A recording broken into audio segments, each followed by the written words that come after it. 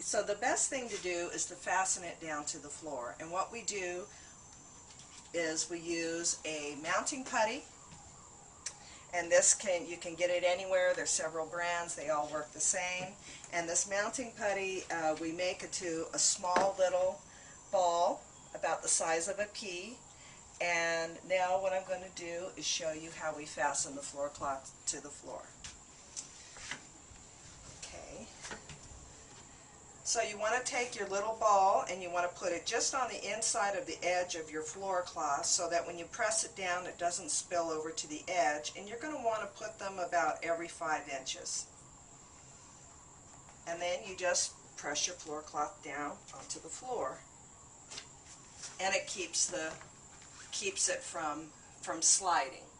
Keeps it from sliding, and it protects the edges. It keeps it from being kicked and scuffed. And when you need to move your floor cloth, it doesn't stick to the floor cloth and it doesn't stick to the floor.